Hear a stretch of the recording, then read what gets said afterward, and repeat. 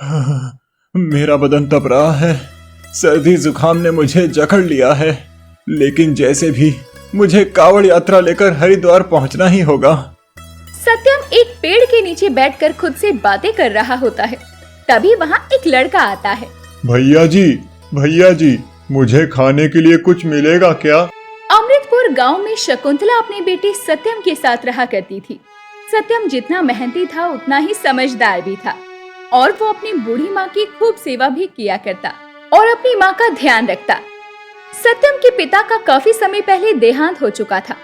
सत्यम सुबह सुबह गांव के ही शिव मंदिर में पूजा अर्चना करके घर लौटता है। अरे सत्यम आ गया पूजा करके। इस बार भी तू हर साल की तरह कावड़ लेकर हरिद्वार जाएगा ना? जाना तो पड़ेगा माँ। अगर मैं कावड़ लेकर नहीं गया तो भोलेनाथ नाराज हो जाएंगे। हाँ, तुझे मैं कावड़ लेकर जाने से मना कर भी नहीं सकती, क्योंकि तू भोलेनाथ की भक्ति के आगे किसी की सुनता ही कहाँ है। इस बार तो गांव के और भी लोग जा रहे हैं माँ, तो मैं भी सोच रहा हूँ कि सबके साथ ही कावड़ लेकर हरिद्वार निकल जाऊँ। ठीक है, अभी तो जाने में समय है, या फिर तूने हरिद्वार का प्लान पहले से ही बना लिया है? नहीं, आज कल मैं सभी से बात करके हरिद्वार के लिए निकल जाऊंगा। इतना कहकर सत्यम अपने काम पर निकल जाता है और देर शाम जब काम से लौटता है तो वो अपने दोस्तों से कावड़ यात्रा के बारे में चर्चा करता है। हाँ, मैंने इस बार कावड़ लेकर हरिद्वार जाने की सोच ली है। मेरी माँ ने भी कहा है कि इस बार कावड़ लेकर हरिद्वार जाना ही है। तू तो जानता ही है कितने सालों से मेरी शादी नहीं हो रही थी। फिर माँ ने भी मन्नत मांगी होगी, मेरी शादी हो जाएगी तो मैं हरिद्वार कावड़ लेकर जाऊंगा। बस यही मन्नत पूरी करनी है मुझे। ठीक है, फिर 2 दिन बाद हम कावड़ यात्रा लेकर निकलेंगे। सभी अपना अपना सामान बांध लेना। और हाँ, सफर इतना भी आसान नहीं होता जितना तुम दोनों समझ रहे हो। तुम दोनों पहली बार कावड़ यात्रा लेकर निकल रहे हो ना, तो थोड़ा आराम से और धैर्य रखकर ही चलना। सत्यम अब अपनी माँ को आकर कावड़ यात्रा पर जाने की बातें बता देता है। ऐसे ही समय बीतता है। सत्यम गांव के लड़कों के साथ कावड़ यात्रा लिए हरिद्वार के लिए निकल पड़ता है। सभी कावड़ लिए बम बम भोले का नारा लगा रहे थे। बम बम भोले, बम बम भोले। हर हर महादेव, हर हर महादेव। हे प्रभु, हम आ रहे हैं आपके द्वार, बस अपनी कृपा बनाए रखना। हाँ प्रभु, हम सब पर अपनी कृपा बनाए रखना। बम बम भोले, बम बम भोले। रास्ता लंबा था और कई घंटों का लंबा सफर तय करके जब तीनों थक जाते हैं तो अपनी अपनी कावड़ एक पेड़ की टहनी पर लटकाकर पेड़ की छांव में बैठने का फैसला लेते हैं। तुम दोनों थोड़ा आराम कर लो, नींद आए तो नींद ले लो। मैं जाग रहा हूँ, उसके बाद मैं थोड़ा सो लूंगा। तुम में से कोई जाग जाना। ठीक है, हम दोनों सो जाते हैं, तब तक तू जागता रहे। नंदू और गोपाल सो जाते हैं और सत्यम बैठकर आराम कर रहा होता है। कुछ देर बाद नंदू और गोपाल की नींद खुलती है और वो सत्यम को आराम करने के लिए कहते हैं। सत्यम भी कुछ देर लेटते ही सो जाता है। देख भाई, सत्यम सो तो रहा है, अब हमें यहाँ से निकल जाना चाहिए। बहुत आराम हो गया। लेकिन सत्यम के उठने के बाद हम आगे चलेंगे। बिल्कुल भी नहीं। हम भला इसके सोने तक यहाँ क्यों बैठे? भले ही ये बैठा हो, हमें आगे बढ़ना चाहिए। ये तो बहुत बार कावड़ लेकर यहाँ आया है, खुद आ जाएगा। गोपाल और नंदू आपस में बातचीत करके अपना अपना कावड़ उठाकर सत्यम को सोता हुआ छोड़कर वहां से आगे की ओर बढ़ जाते हैं और सत्यम वहीं सोता रह जाता है।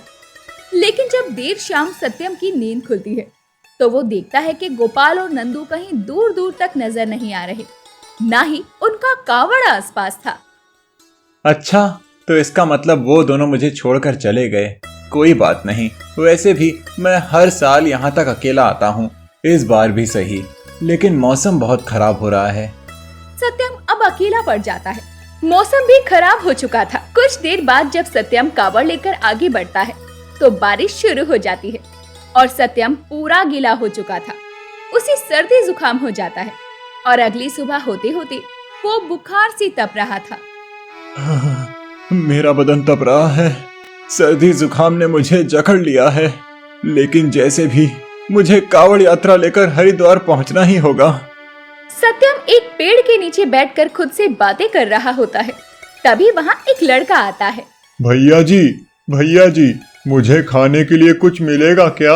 मेरा नाम भोला है और मैं भूख से इधर उधर भटक रहा हूँ, लेकिन मुझे खाने के लिए कुछ नहीं मिला अब तक। हाँ जरूर, ये खाना मेरी माँ ने दिया था। इसमें माँ के हाथों का बना हुआ लड्डू, मूंगफली, बिस्किट वगैरह हैं, तुम खा सकते हो। धन्यवाद आपका। मैं कल से भूखा हूँ, मुझे कहीं भी कुछ खाने को नहीं मिला और मैं रास्ता भी भटक गया हूँ। सत्यम का खाना भोला जल्दी जल्दी खा रहा होता है, जैसे वो कितना भूखा हो। वो खाना खाने के बाद भोला सत्यम की तरफ देखता है और सत्यम से कहता है, अरे तुम्हारी तबीयत तो ठीक नहीं लग रही और तुम्हारा शरीर भी तप रहा है। चलो मैं तुम्हारा कावड़ लेकर हरिद्वार तक चलता हूँ। यहाँ से हरिद्वार कुछ ही किलोमीटर दूर है। तुम्हारा बहुत बहुत शुक्रिया, तुम मेरी मदद के लिए आए। अब दोनों ही हरिद्वार की तरफ निकल पड़ते हैं।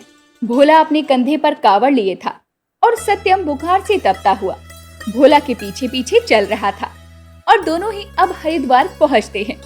भोला, तुम यहीं रुको, मैं भोलेनाथ पर जल चढ़ाकर आता हूँ। हाँ भैया जी, मैं यहीं हूँ। भला मैं आपको छोड़कर कहाँ जाऊँगा? आप निश्चिंत होकर भोलेनाथ पर जल चढ़ाकर आइए। सत्यम भी अब कावड़ लेकर भोलेनाथ के भक्तों की लंबी कतार में लगकर भोलेनाथ को जल चढ़ाता है। हे प्रभु, हर साल की तरह इस साल भी मैं कावड़ लेकर आखिरकार आपके द्वार पहुंच ही गया। अगर मेरा साथ भोला नहीं देता तो शायद ही मैं यहाँ तक पहुँच पाता। अचानक ही मेरी तबीयत खराब हो गई थी और मुझे लग रहा था कि मैं इस बार यहाँ तक पहुँच नहीं पाऊंगा। भोलेनाथ पर जल चढ़ाकर जैसे ही सत्यम बाहर निकलता है तो वो देखता है कि भोला पूरा भीगा हुआ है। उसके बदन से पानी टपक रहा था। ये देखकर सत्यम जोर जोर से हंसने लगता है। अरे, ये तुमने क्या हाल बना लिया है? तुम यहाँ खड़े हो और गंगा मैया इतनी दूर हैं। कहीं तुम गंगा जी में से डुबकी लगाकर तो नहीं आए? नहीं, मैं तो कहीं नहीं गया। ये सब तो मेरे भक्तों का किया हुआ है। भोला, लगता है तू बावला हो गया है। कैसी बातें कर रहा है? तू तो खुद एक इंसान है और मुझे कह रहा है कि ये सब मेरे भक्तों का किया है। हाँ बिल्कुल सत्यम, अभी जो तुम भोलेनाथ पर जल चढ़ाकर आए हो वो जल मेरे पास ही तो आना था। भोला की बात सुनकर सत्यम सोच में पड़ जाता है कि आखिर भोला ये क्या कह रहा है। ये भोला भी क्या बोले जा रहा है? भला मैं शिवलिंग पर जल चढ़ाऊंगा तो इसमें भोले के गीले होने से क्या मतलब है? एक मिनट, कहीं ये भोला साक्षात भोलेनाथ तो नहीं? अब जब सत्यम भोला की तरफ देखता है तो उसे भोले में साक्षात भोलेनाथ के दर्शन होते हैं, जो कि मंद मंद मुस्कुरा रहे थे। बस इतना देखकर सत्यम अपने दोनों हाथ जोड़कर भोले के पैरों में गिर जाता है और भोला से कहता है, मुझसे इतनी बड़ी भूल कैसे हो सकती है? मैंने अपने भोलेनाथ को पहचानने में इतनी बड़ी गलती कैसे कर दी? प्रभु, आपने साक्षात मेरा कावड़ उठाया, आप मेरे साथ हरिद्वार तक आए और मेरा शिवलिंग पर चढ़ाया गया जल भी आपने अर्पण किया। प्रभु, मैं तो धन्य हो गया आपके दर्शन पाकर। मैं तो चला भक्ति पथ की राह पर था और मुझे स्वयं भोलेनाथ के दर्शन हो गए। मेरा पूरा का पूरा जीवन तृप्त हो गया महादेव।